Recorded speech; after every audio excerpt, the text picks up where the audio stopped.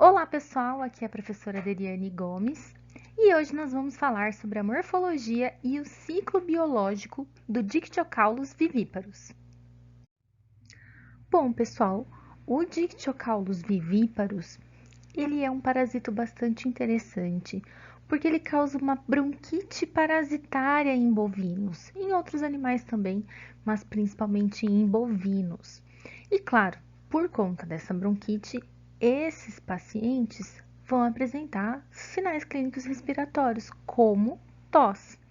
Então, um dos nomes que ele é conhecido, ou melhor, que a doença que ele provoca é conhecida, é justamente tosse ou pneumonia verminótica, ou claro, dictiocaulose, que seria o nome mais apropriado para essa doença.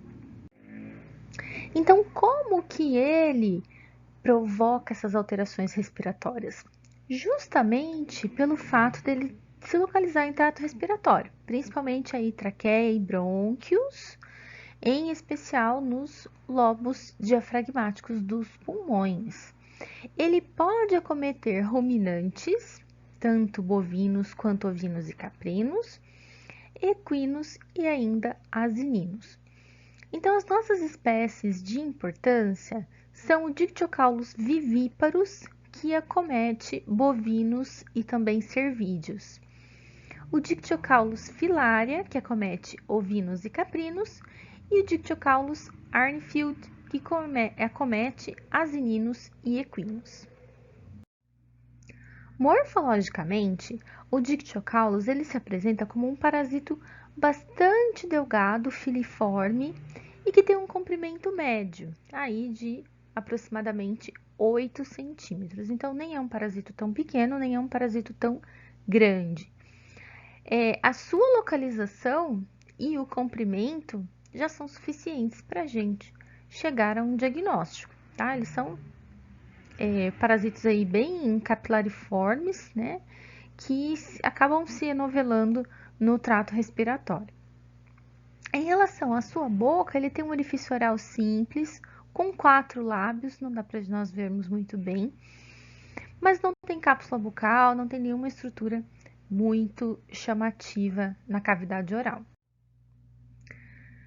Ele tem uma pequena bolsa copuladora, tá? Os espículos, eles são curtos e grossos e os dois espículos são iguais, então a gente não encontra aí alteração entre os espículos dos machos de Dictyocaulus. Em relação ao ciclo, bom, o ciclo biológico do Dictyocaulus, ele é uma verdadeira aventura. Então, como sempre, os adultos eles estão presentes no órgão-alvo. Nesse caso, no trato respiratório, então na traqueia, nos brônquios e nos bronquíolos. Os adultos lá eles vão copular, as fêmeas vão ficar fertilizadas e elas vão pôr os ovos. Nesse caso, os ovos produzidos por essas fêmeas são ovos larvados, eles já saem larvados, já são produzidos larvados. E eles estão lá no trato respiratório, então esses ovos eles são carreados pelo muco. O que pode acontecer nesse momento? Esse animal vai tossir, né? E esse ovo, ou ele pode ser expectorado. Se ele for expectorado, então ele é diretamente eliminado no ambiente, tá? Ou ele ainda pode, eventualmente, eclodir no pulmão, ou ainda, uma terceira opção que nós temos é que esse animal regurgita os ovos e deglute. Então, esses ovos vão atravessar todo o trato gastrointestinal. Ou os ovos, ou as larvinhas de estágio 1. Bom, independente do caminho que se tome nesse momento, o resultado final é que nós teremos, então, as larvas de estágio 1 no ambiente. Se elas estiverem vindo pelo trato gastrointestinal, então nós vamos encontrá-la nas fezes. No ambiente, vai acontecer o desenvolvimento da larva de estágio 2 e da larva de estágio 3, que é a nossa larva infectante. Lembrando que, para a grande maioria das espécies de parasitos, da grande maioria dos nemateumintos, as nossas larvas infectantes são as L3. Uma vez que o animal vai se alimentar, ele vai ingerir essa L3 juntamente com a pastagem. E aí, ela vai penetrar na mucosa intestinal. Ué, mas não era um parasito de trato respiratório? Pois é, por isso que eu disse para vocês que é uma aventura o ciclo do Dictyocaulus. Bom, foi ingerido junto com o alimento. Então, essas larvas L3, elas vão penetrar na mucosa intestinal e vão atingir os linfonodos mesentéricos. A partir de agora, ela vai fazer um tour pelo organismo do animal. Então, atingiram os linfonodos mesentéricos, chega até o ducto torácico. Do ducto torácico, deságua na veia cava. Da veia cava, dá uma voltinha lá no coração para ver se está tudo bem. Chega até a veia pulmonar, da veia pulmonar vai parar no pulmão. E lá no pulmão, ela rompe a parede do alvéolo. Ela rompe a parede, né, do alvéolo e vai parar na luz desse alvéolo. Ufa, chegou ao destino final. Chegou na luz do alvéolo, ela vai sofrer uma muda ou ecdise e vai se transformar em L4. L4 sofre novamente uma muda ou ecdise e se transforma em L5, que são os animais adultos, perdão, os parasitos adultos. A partir de agora, a gente reinicia o ciclo. Então, o que vai acontecer? Esses parasitos vão copular, as fêmeas vão ovipor ovos que são larvados e o ciclo continua. Bom, patogenicamente, lá, vamos aproveitar para discutir um pouquinho a patogenia. Então, lá, eles vão começar a se enovelar. Conforme vocês viram na imagem, eles são parasitos bem delgados, relativamente compridos, né? São de tamanho médio, mas se a gente considerar que eles são bem delgados, acaba, numa imagem final, ele acaba ficando um parasito comprido. E aí eles se enovelam.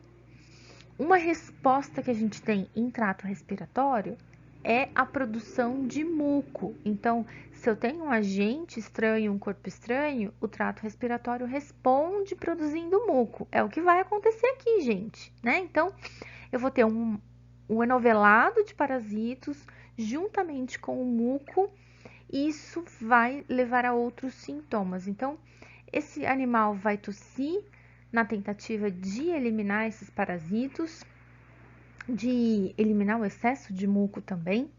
Ele vai ter dificuldade respiratória, por quê? Porque eu tenho parasita obstruindo vias aéreas, porque eu tenho excesso de muco, então a passagem do ar não está 100% livre, ela está sofrendo resistência. Bom, e tudo isso, né, a presença do parasito, o mecanismo de tosse, vai levar a uma lesão ao epitélio pulmonar. E, obviamente, essa lesão vai permitir aí uma infecção secundária por bactérias, então acaba agravando o quadro desse paciente. Bom, pessoal, aqui nós temos um esqueminha que resume pra gente o ciclo do Dictyocaulus. É um esqueminha bem bonitinho, no qual a mimosa está pastejando em um pasto, em uma região que está contaminada com larvas L3 de Dictyocaulus. Bom, ela vai ingerir então essas larvas de estágio 3, e aí a gente pode observar por essas linhas vermelhas que o ciclo é um pouco maluco, né? Ela faz aí umas voltas até chegar ao pulmão.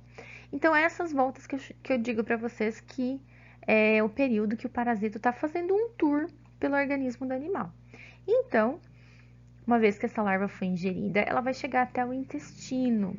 No intestino, ela penetra nos linfonodos mesentéricos e de lá ela chega até o duto torácico para ser desaguada na veia cava. Da veia cava, então, ela atravessa o coração e vai através da artéria pulmonar até os pulmões. Chegando nos pulmões, ela rompe a parede do alvéolo e cai na luz do alvéolo pulmonar. Perdão, cai na luz do alvéolo. Bom, uma vez então, né, que ela rompeu o parênquima pulmonar para cair no alvéolo, ela chega lá ainda em estágio de L3. Lá dentro, ela vai sofrer uma muda e transformar em L4, e depois ela sofre uma outra muda para se transformar em L5. Bom, lá dentro dos pulmões, os machos e fêmeas vão copular, as fêmeas vão produzir ovos larvados, que ou serão expectorados no ambiente, né? Algumas vezes o ovo será expectorado, outras vezes a própria larva que já terá rompido, né? Já terá eclodido do ovo.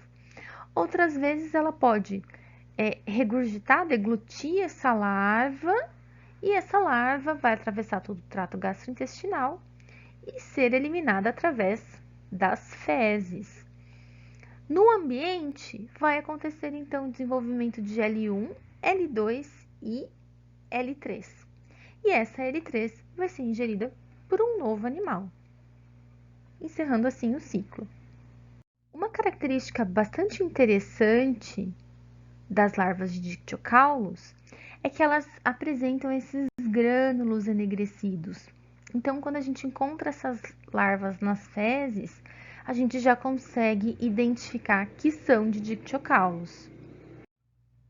E embora nosso objetivo aqui seja a morfologia e o ciclo do Dictyocaulus, uma consequência do ciclo dele para a gente são as alterações que ele vai causar, é a patogenia dele. Então, o que ele pode causar de alteração? Bom, lembrando que essas larvas chegam até o alvéolo, uma vez que ela chegou, que ela rompeu a parede do alvéolo, ela pode causar uma alveolite, uma inflamação no alvéolo, que se estende para os bronquíolos e para os brônquios, né, causando aí bronquiolite ou bronquite, à medida que essas larvas vão se transformando em maiores, vão se transformando em adultas.